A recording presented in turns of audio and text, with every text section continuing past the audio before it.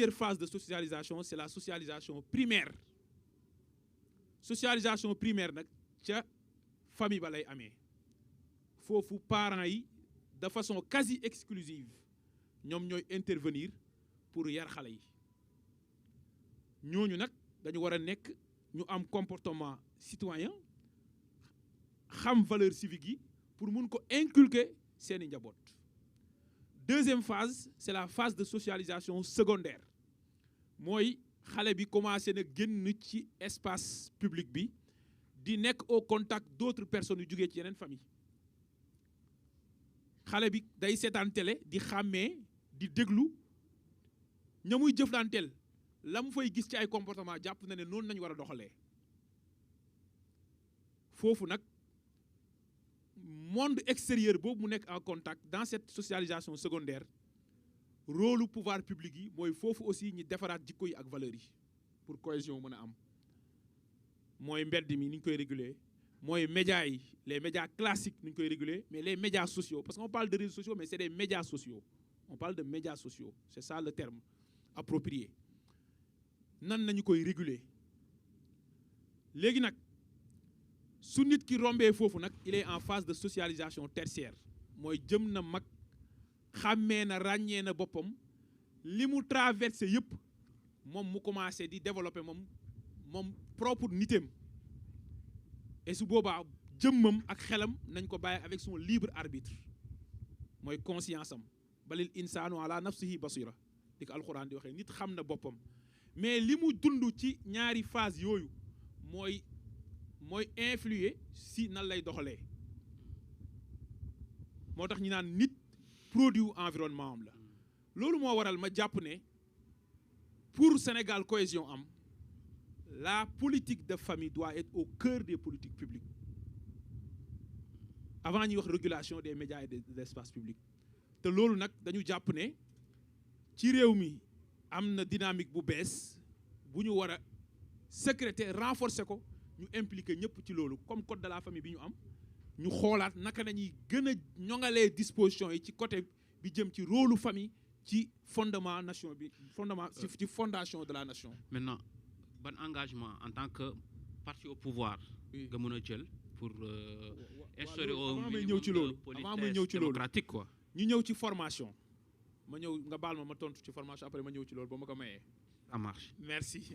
Donc pour la formation en fait effectivement honorable député wax na ko formation il ne suffit pas d'avoir une école de parti et d'avoir des formateurs mais école buy animé wu man jàpp naa ne ku may suivre gis nga presque tous les 2 semaines wala chaque week-end maa ngi animé ay panel de Pastef man ak ñeneen ci ay kàngamu Pastef donte man duma kàngam demain je dois animer un panel de la JPS Guédiawaye il y aura le ministre le ministre nu mu tuddati le chef de cabinet du président Barrot il y aura Bassirou Kébé etc. On va parler de sujets yi nga xam dafa am solo ci la gouvernance publique ak suñu doxalinu parti ak suñu rôle ñun en tant que parti au pouvoir tous les week-ends on anime le parti par des conférences publiques et des panels sénégalais yëpp ñu ngi koy gis léegi nag am na proposition bu rafet boo def ci constitution bi mais damay rappeler ne proposition boobu c'est déjà dans la constitution c'est déjà dans la constitution parce que l'article 4 de la constitution du Sénégal dit, je le cite, les partis politiques et les coalitions de partis politiques concourent au suffrage des Sénégalais dans les conditions fixées par la loi, comme ni nga ko waxee. Waaye ils œuvrent à la formation des citoyens, à la promotion de la participation à la vie nationale et à la gestion des affaires publiques.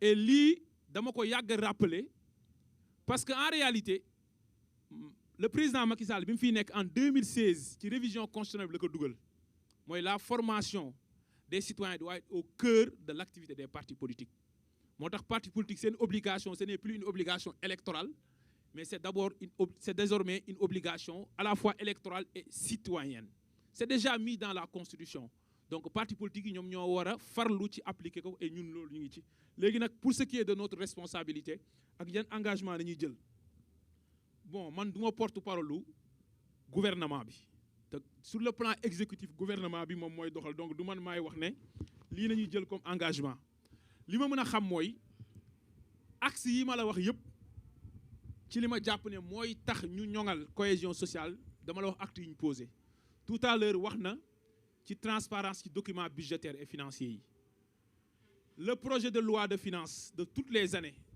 tous les projets de loi de finances initiales comme rectificatives ont été publiés mis en ligne. Tous les annexes de ces documents budgétaires ont été mis en ligne. Tous les rapports trimestriels d'exécution budgétaire ont été mis en ligne. Le rapport d'exécution budgétaire de l'année dernière a été mis en ligne. La stratégie de gestion de la dette a été mise en ligne. Le bulletin des statistiques de la dette pour toutes les années a été partagé. Lan ngeen bëggaat. Tous les documents sont publics. Donc, li ci des nag mooy effectivement nañu continuer di renforcer loolu documents yi di ñëw à temps sénégalais yi di ko exploiter acteurs politiques yi ak société civile bi di fexe ba lépp lu ñuy wax ñu mettre l'accent si ni ñuy doxalee réew mi jàpp naa ne loolu bu amee dina mën a ñoŋ mais axe yooyu ma la wax yëpp wax naa la premier axe mooy renforcer un dispositif démocratique inclusif de participation à toutes les élections. Deuxième axe mooy renforcer la confiance des citoyens en leurs gouvernants par l'exemplarité dans la gestion des deniers publics et par la transparence. Troisième axe mooy promouvoir l'inclusion et lutter contre toutes les formes de discrimination. Quatrième axe wax naa la ko mooy ñu fexe ba engager l'égalité des citoyens devant la loi et la promotion de l'égalité de tous en luttant contre toutes les formes d'impunité. Et sur ce point, je dis que la reddition des comptes doit être au cœur de ce que nous faisons. Merci. Ok, d'accord. waaw bokk doo porte-parole du gouvernement bi mais bon mënoon nga gën a répondre jël ay engagement aussi acteur politique nga quoi. J'espère que madame Tall Sall aussi du wax même chose ne moom du porte-parole de l'opposition bi mais vraiment on aimerait en tout cas pour le public et ceux qui nous suivent au nom du pour le public pour voilà au moins des engagements. Je vais pas parler en tant que porte-parole. Ouais. Mieux que ça. Je vais parler en tant qu'acteur politique et en tant que citoyen. Voilà. Là nga doon porte-parole. Exactement. De femmes d'abord loo xam ni mooy sa responsabilité yow. Tout à fait.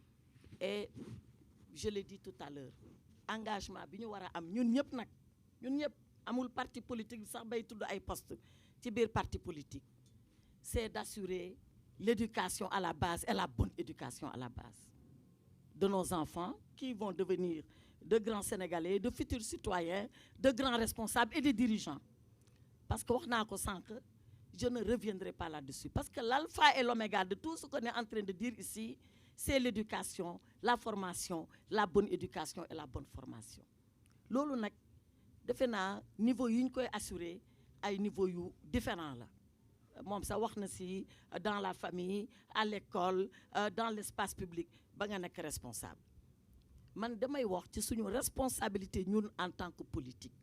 Tout à l'heure, je parlais de l'exemplarité. Mais ce n'est pas rien l'exemplarité.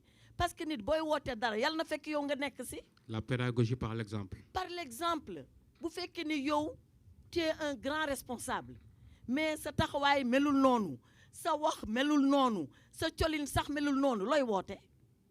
Ana ku lay xool bi dem envie sax di la topp yow. Personne.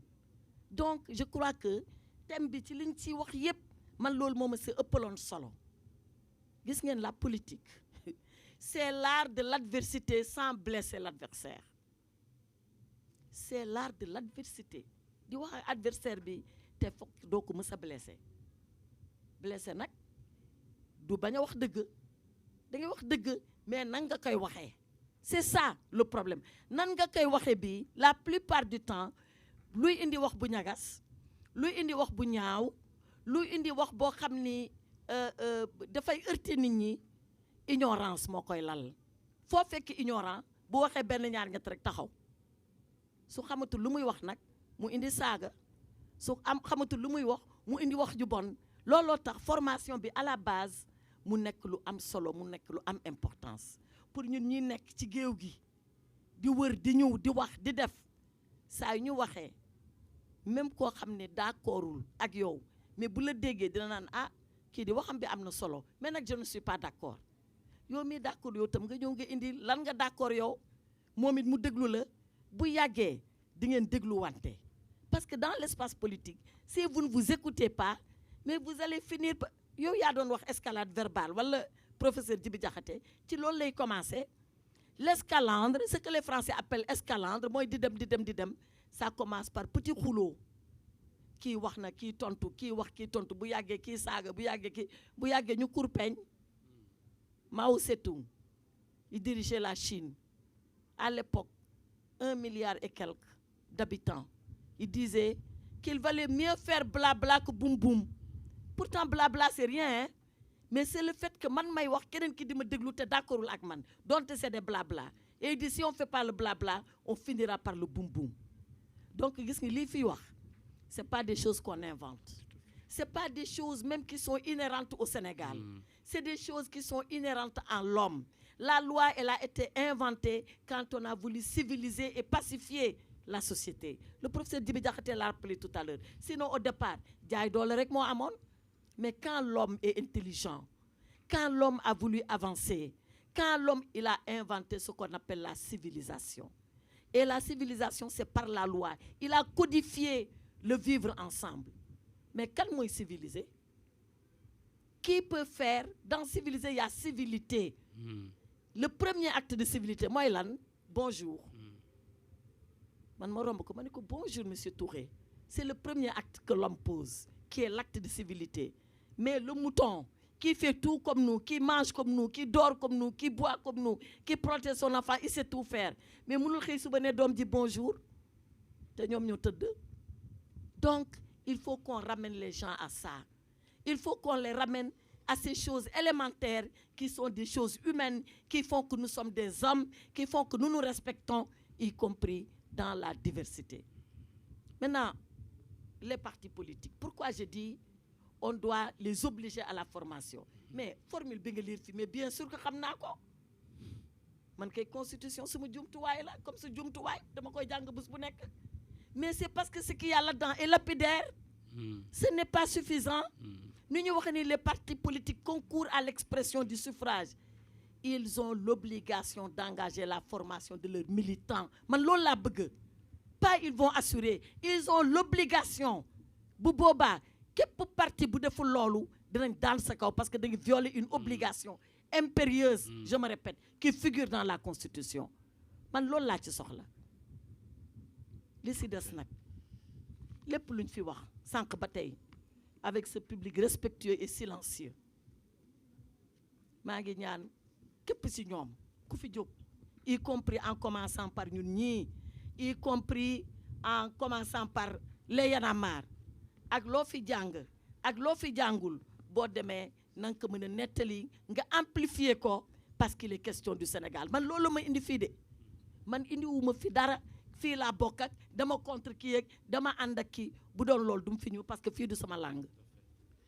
Mais dama ñëw fii parce que je considère que ce que vous faites est important. Vous le faites pour le Sénégal et vous le faites pour l'avenir du Sénégal. Ils sont là, je les salue et je salue leur discipline, leur bonne éducation et je félicite Y'en a marre et je vous félicite vous le modérateur. Merci à vous. Merci vraiment à nos panélistes. Yaakaar naa ni li ñu wax ni am na